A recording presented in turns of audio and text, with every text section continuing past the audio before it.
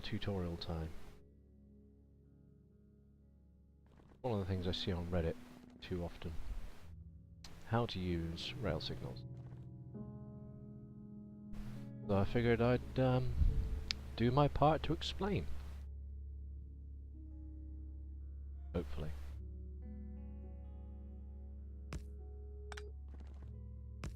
We just put some down. Rails. A single piece of rail is either one-way or two-way, depending on the signals. It starts off as a blank template of raily goodness on which you can put train. That train can go forward or backwards along the rail. I haven't got any fuel. Get some.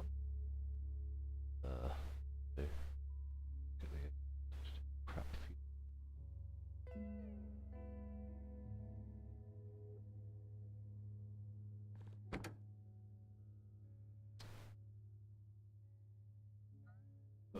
Fuel.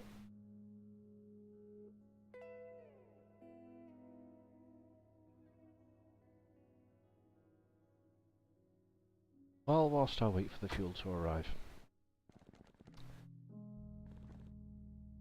So, blank line goes either way, trains don't care, but they will get muddled up if you try and have stations on them. And you have multiple trains, they'll start crashing.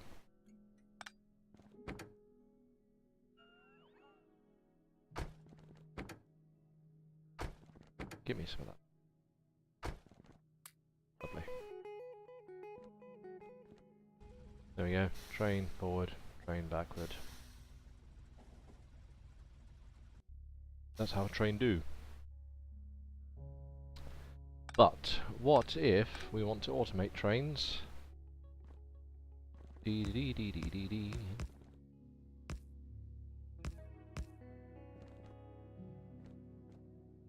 So, a train circuit.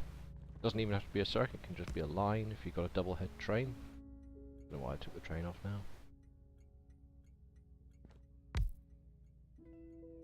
But the simplest circuit is just a train that goes round in a circuit, literally. I'm just going to call this 1. Lovely. And then this goes to 1. Waits, I don't know, 10 seconds. There we go, a simple rail situation. Turn him on. He'll hopefully wait for 10 seconds and then just go round.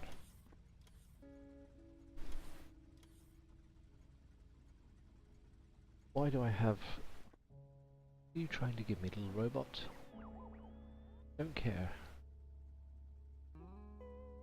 Oh, you're trying to give me something I can't have.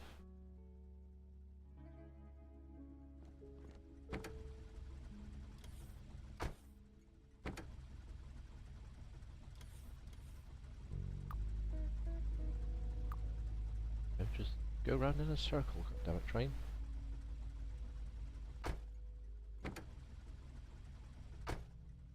Oh, it needs more than one station, right, so let's imagine there's another station up here, we'll call this 2. I'll just beat that, let it go to 2 for 10 seconds.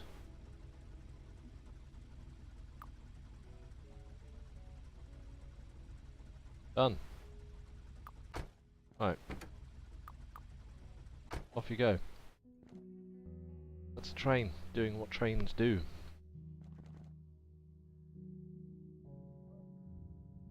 But now let's imagine that this is a bigger train track with more than one train.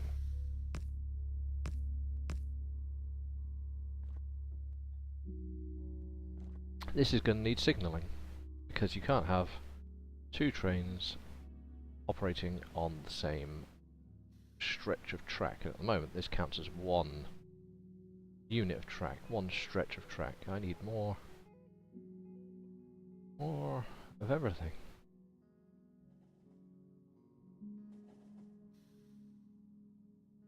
just wait for that to arrive.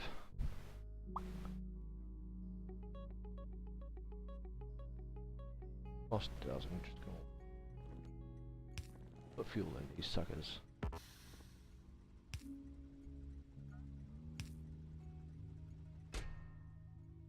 Da-da-dee.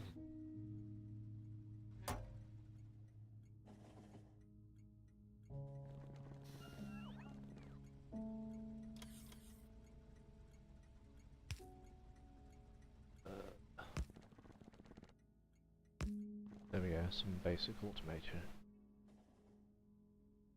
I don't need fuel anymore. Right.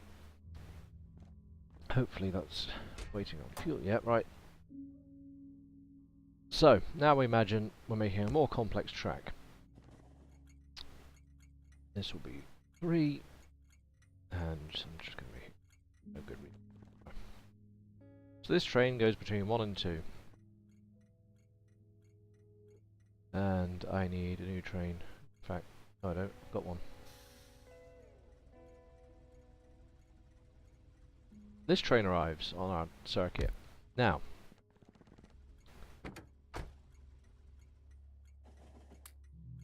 give him some fuel.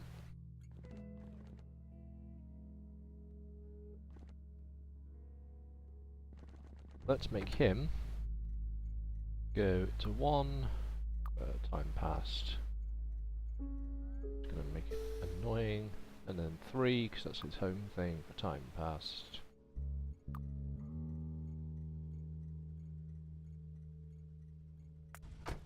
And there we go, a crash. Bang. Angry trains that don't know what they're doing.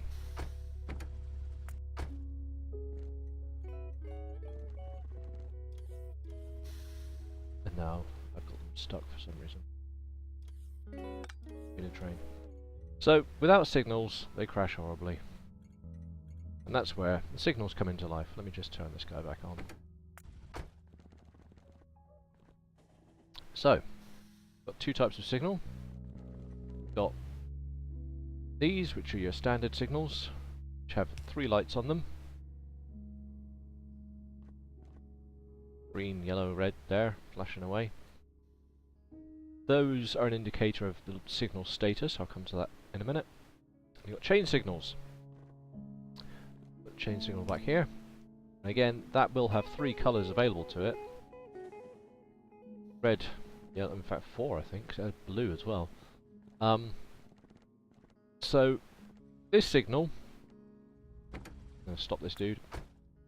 This signal here looks forward on the track. This is a one-way track, so it can only look one way. But it looks forward, and it sees that there's a train there, and it turns the signal red. Job's a good one. That's all you care about. Now, there's nothing to stop it, because currently this is one big track again. I'll show you with the signal indicator. So, if you look at that, that yellow line indicates that that's a single track, uninterrupted by signals.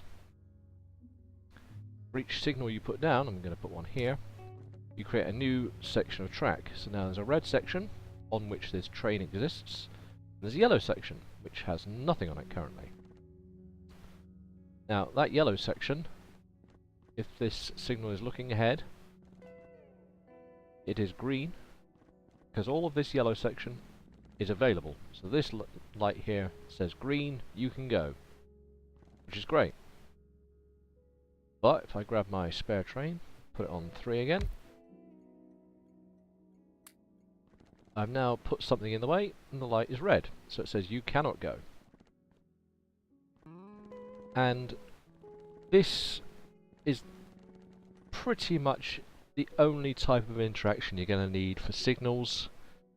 Basically, can a train progress to where it wants to go? They all choose their own routes to where they want to go via the best possible route, and they do so when they get to stations and stop signals as well, I believe. So now, if I tell this train go, and tell it to get the hell on, so go to 2. I've told it to go to station 2, and it's waiting at red signal because it cannot go forwards, because this train, although it's not on the same track there, it is on the same section of line. Again, I'll highlight that. This yellow section of line exists on both tracks. So, I'm going to turn him off quickly. How do we overcome that? Simple. Chain signal looks to the next available signal. So this chain signal is looking at this signal. And this chain signal has the same signal as that. So it says, hey, hang on, I'm waiting on this guy, and this guy says you cannot go. Which is brilliant when you're doing intersections. I'm just going to back this guy up a little bit because he's in the way. Move, train. So every intersection you'll ever need comes down to one fundamental thing. You put a chain signal before it to break the line. This will break the line in a moment. You can see it's currently flashing because it's got nothing to read. So this is the only signal on the track. And then by using a standard signal, we read both the outline of both tracks. It creates this small section here. So this yellow section is being read by the chain signal. And these sections, these two, are reading forwards onto this red line. Now again, this has no signals breaking it, so it's just one big red loop. And again, if I were to tell that train to go, he would stop at this signal, red, because these lights here are both red saying you cannot go. The only way you can get past that is by separating out your lines entirely, or you can do it in chunks. I do it in lines most of the time. So I'm going to put one right at the end of this line, standard signal, and right at the end of this line, standard signal. Now, that isn't the best way to do it, but it does create a loop that is usable. You see now we've got this yellow section, which is checking both of these, and now this one says green, and this one says red. That's because this line is now available and sectioned out by that and that. So this line now has its own section. It's red, they're both coloured red for some reason, but they are individually sectioned. So if I wanted to, this train can now get the hell on with its life and go back to doing normal things. Turn it on, it goes up to the train, goes, yeah, okay, I can go through, goes up to its station. Now, this is why this is a terrible idea, because in a moment when he goes, I'll show you, just force him, go. So the moment he goes past these lights, both of these have turned red. Now that's terrible, because you want this train to be able to go as well. So when you're sectioning at the end of lines, you do exactly the same. Oh, he's stuck there because he's got a red signal now. So this one, chain signal into the intersection. So chain signal from both sides into the intersection. You'll notice they've both gone blue because they're now confused by what signals are up here. These are reading all the way around here. They're reading this one, which is reading these two. Instead, what we want is those two read a breaker. So now, if I get my signal out, there's a little yellow section there, which these two signals control the entry of. There's an entry, two exits. Now all these lines are basically independent. So no matter what train is on automatic, put him back on. Doesn't matter how long these guys are for.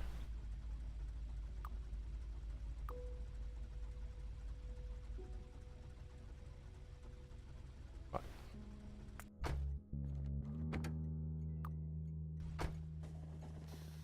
They will always wait for their sections to be free.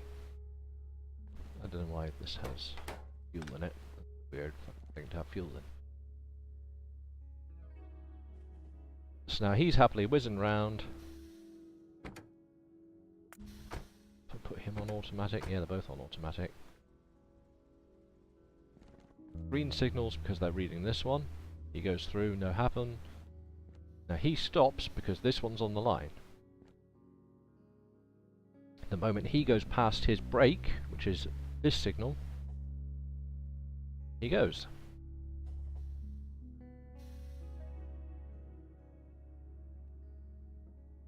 And that is really all there is to rail tutorials. You've got entries and exits. So as long as you've got a chain signal into the intersection, a standard signal out of the intersection, then really nothing can go wrong and you can do crazy, crazy rail layouts. So that same philosophy of rail signalling, all this is, and yet nothing ever crashes. Chain in, standard out, that's all it is. Here I've got block signals, so each of these blocks can contain a train, but they'll stop it going further. Each of these roundabouts is signalled so that a train can go through past both left and right.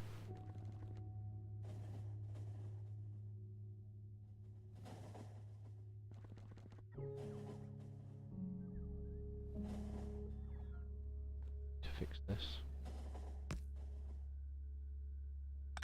Oops. Gordon Bennett.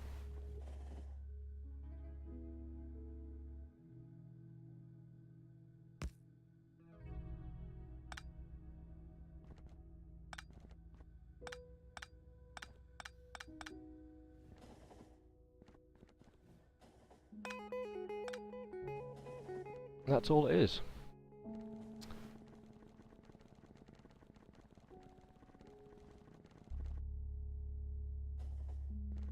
So you can have two trains on this track just by adding a standard signal. That breaks the line up. Blue section, red section, they both sit on that line and wait for each other. That's all it is. And I'll post that to Reddit basically anytime anyone ever asks about rail signals. Anyway, hope that helps someone.